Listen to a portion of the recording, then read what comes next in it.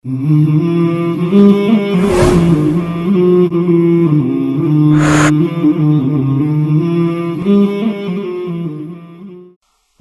علیکم ورحمۃ اللہ وبرکاتہ۔ محترم ناظرین، مختصر دعوت رسول صلی اللہ علیہ وسلم کے سلسلہ وار پروگرام میں آپ کا استقبال ہے۔ اب آپ کے سامنے مدنی دور کی تاریخ بیان کی جا رہی ہے۔ بسم اللہ الرحمن الرحیم، نحمدہ ونصلی علی رسولہ الکریم، اما بعد، اعوذ باللہ من الشیطان الرجیم، بسم اللہ الرحمن الرحیم، ورفعنا لک ذکرک۔ پیارے رسول صلی اللہ علیہ وسلم مکے والوں کو جتنا نظر انداز کرنا تھا کیے اور ان کی غلطیوں کو معاف کیے۔ اللہ تبارک و تعالیٰ نے ایک سے زیادہ بار مکے والوں کو مہلت دیا۔ کبھی اللہ تبارک و تعالیٰ نے قحط میں مبتلا کیا تو رسول اللہ صلی اللہ علیہ وسلم کی دعا کی وجہ سے اللہ تعالیٰ انہیں معاف کیا۔ کبھی ملک الجبال کو اللہ تبارک و تعالیٰ نے بھیجا تو اللہ کے نبی صلی اللہ علیہ وسلم کے عفو و درگزر کی وجہ سے اللہ تبارک و تعالیٰ نے انہیں نظر انداز کیا اور انہیں معاف کیا۔ غرض رسول اللہ صلی اللہ علیہ وسلم کے صبر اور عفو درگزر کا معاملہ اس حد تک بڑھا کہ اللہ کے نبی صلی اللہ علیہ وسلم قوموں کی نجات کے لیے اپنا گھر بار سب کچھ چھوڑ کر مدینے کی طرف ہجرت کرنے لگے۔ جب اللہ کے نبی صلی اللہ علیہ وسلم مدینہ پہنچے تو بنیادی طور پر رسول اللہ صلی اللہ علیہ وسلم نے پہلی فرصت میں 4 کام انجام دیے۔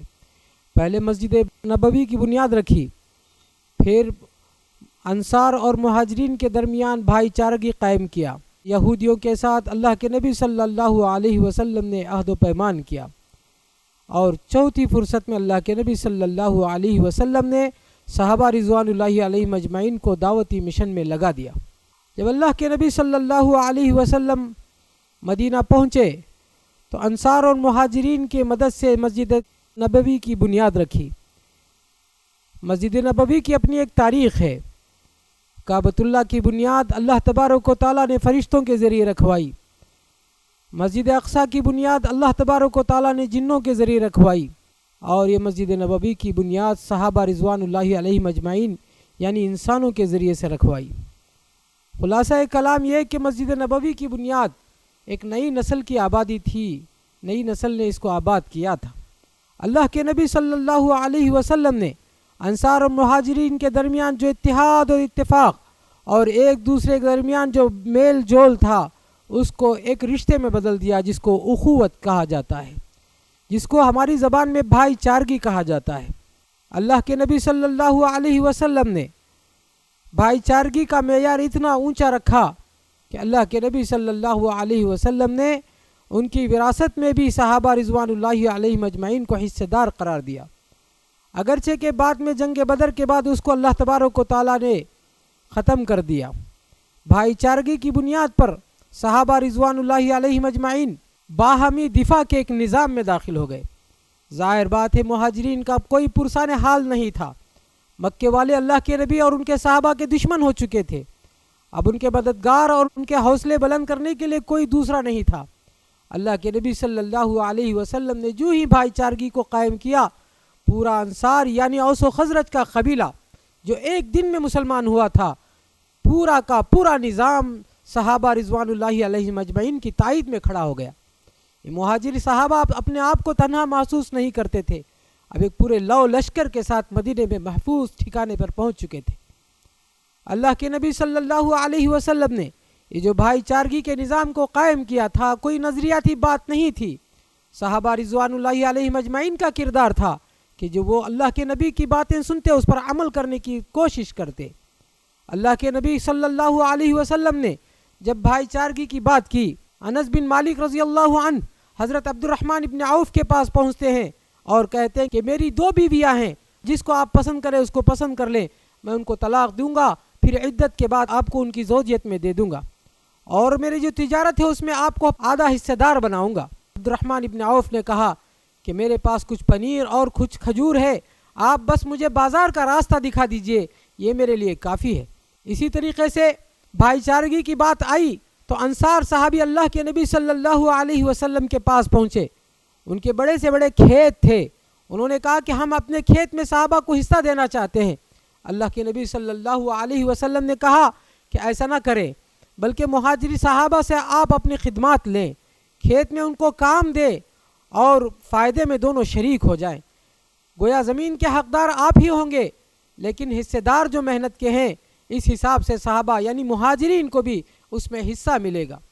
یہ وہ عملی تدبیر تھی جس کے ذریعے سے صحابہ رضوان اللہ علیہم اجمعین ایک الگ الگ علاقے کے ہونے کے باوجود بھائی بھائی بن گئے۔ اللہ کے نبی صلی اللہ علیہ وسلم وقت پر ہر کام کر لیا کرتے تھے، دشمن کو موقع نہیں فراہم کرتے تھے۔ جتنا وقت ملتا اس میں اللہ کے نبی صلی اللہ علیہ وسلم اپنا کام انجام دے جاتے تھے۔ بہت کم وقت تھا اللہ کے نبی صلی اللہ علیہ وسلم مدینہ پہنچے ہوئے کہ فوراً یہودیوں کے ساتھ اللہ کے نبی صلی اللہ علیہ وسلم نے ایگریمنٹ کر لی۔ اگر ان کو موقع مل جاتا تو کفار مکہ ان کو ورغلاتے اور پورا مدینہ کا میدان جنگ کا میدان بن جاتا۔ اللہ کے نبی صلی اللہ علیہ وسلم نے یہودیوں سے مصالحت کر لی، یہودیوں کے ساتھ عہد و پیمان کر لیا۔ یہودیوں کے ساتھ اللہ کے نبی صلی اللہ علیہ وسلم نے بس یوں ہی عہد و پیمان نہیں کیا، اس کے کچھ وجوہات تھے۔ پہلی وجہ تو یہ تھی کہ قریش اور نبی کریم صلی اللہ علیہ وسلم کے اس ٹکراؤ کے درمیان کبھی بھی یہودی طبقے کے لوگ قریش کو ساتھ نہیں دیے، بلکہ وہ خاموش تھے۔ دوسری وجہ یہ تھی کہ وہ بھی ابراہیم علیہ السلام کی نسل سے تھے، اسحاق علیہ السلام کے بیٹے یعقوب ان کی نسل سے تھے۔ جب ملک شام پر آفت آئی اور یہودیوں پر ظلم ڈھایا گیا، ان کی غلطیوں کی وجہ سے ملک سے باہر کر دیا گیا، تو یہی بنی اسماعیل یعنی اسماعیل علیہ السلام کے پوتوں نے یہودیوں کو ساتھ دیا تھا اور یہی لوگ مدینے میں ان کو بسائے تھے۔ گویا اللہ کے نبی صلی اللہ علیہ وسلم کے یہودی طبقے کے لوگ جد امجد کے حساب سے رشتہ دار بھی تھے، اور یہودیوں کی خوبی یہ بھی تھی کہ وہ ایک مذہبی طبقے سے تعلق رکھتے تھے۔ ان کے پاس رسولوں کا تصور تھا، نہ صرف رسولوں کا تصور تھا بلکہ آخری نبی محمد صلی اللہ علیہ وسلم کے آمد کے بھی وہ منتظر تھے۔ اس وجہ سے بھی اللہ کے نبی صلی اللہ علیہ وسلم نے یہودیوں کے ساتھ عہد و پیمان کر لیا۔ اللہ کے نبی صلی اللہ علیہ وسلم نے کل 11 نکات پر عہد و پیمان کیا، اس میں سے بنیادی 4 نکتے تھے جس کو ہمیں سمجھنے کی ضرورت ہے، اس کی وجوہات بھی سمجھنے کی ضرورت ہے۔ اللہ کے نبی صلی اللہ علیہ وسلم نے یہودیوں سے 4 بنیادی نکات پر اتحاد کیا، اور اس چوتھے نکتے پر تھوڑی تفصیلات بھی ہیں۔ پہلا تو یہ تھا کہ پورا عرب چاہے دشمن ہو جائے، مدینے کی حفاظت میں سب مل کر کام کریں گے۔ اس میں یہود اور نصارہ اور مسلمان سب مل کر مدینے کی حفاظت کریں گے، اور اس مدینے کی حفاظت میں کوئی کسی کا خرچ برداشت نہیں کرے گا۔ یہ وہ نقطہ تھا جس کی بنیاد پر اوس کو وہ ستایا کرتے تھے۔ اوس کے مدد کے لیے مدینے میں یہود ساتھ دیتے تھے، لیکن یہودی اپنے فائدے کے لیے اوس سے استفادہ بھی کرتے تھے، ان سے پیسے بھی لیتے تھے، ان کے ہتھیار خریدنے پر ان کو مجبور بھی کرتے تھے۔ لیکن اللہ کے نبی صلی اللہ علیہ وسلم نے کہا کہ مدینے کی حفاظت میں سب مل کر رہیں گے، ہر طبقے کے لوگ اپنے خرچ پر مدینے کی حفاظت کریں گے۔ چونکہ یہودیوں کو ملک شام سے ان کے شر و فساد کی وجہ سے نکالا گیا تھا، اس لیے اللہ کے نبی صلی اللہ علیہ وسلم نے یہ اصول بھی سمجھایا کہ قریش ہو یا ان کے دوست لوگ اگر مدینے پر حملہ کرتے ہیں تو ہم سب مل کر اس کا مقابلہ کریں گے۔ اندر سے انتشار نہیں ہوگا، اختلاف نہیں ہوگا، اور ہنگامہ آرائی کی کوئی شکل نہیں ہوگی۔ امن اور عدل کی بنیاد پر یہ جو اصول بنائے گئے ہیں، اس کے سب کار بند ہوں گے، سب اس کے پابند ہوں گے، جو اس کے خلاف ہوں گے سب مل کر ان کا مقابلہ کریں گے، ان سے جنگ کریں گے۔ ہر شخص کو اپنے مذہبی آزادی کا پورا اختیار ہوگا۔ یہودی چاہے تو وہ اپنے مذہب پر عمل کر سکتے ہیں، مسلمان اپنے مذہب پر عمل کر سکتے ہیں، اس بنیاد پر کہ مذہبی بنیاد پر اندرونی طور سے کوئی انتشار پیدا نہیں ہوگا، اور مدینے کی حفاظت میں سب مل کر کام کریں گے۔ سب سے بڑی بات جس پر یہودیوں کو راضی ہونا پڑا وہ یہ تھا کہ جب انتشار ہو یا اختلاف ہو یا کوئی فساد کی شکل سامنے آ جائے تو اللہ اور اس کے رسول کی باتوں کو مانا جائے گا، یہاں تمہارے رسم و رواج اور خاندان اور علاقے کی باتوں کو قبول نہیں کیا جائے گا، یہاں اللہ اور اس کے رسول کی باتوں کی اتباع کی جائے گی۔ یہ وہ چیزیں تھی جس بنیاد پر یہودی متحد ہوئے اور انہی چیزوں پر وہ راضی ہو گئے۔ بظاہر یہودیوں کے لیے مشکل تھا کہ محمد صلی اللہ علیہ وسلم کی اتباع کرتے، لیکن انہیں ایک امید تھی کہ یہ ایک آخری نبی جو آنے والا ہے، جو وہ مدینے میں داخل ہوگا تو فتح ہمیں نصیب ہوگی۔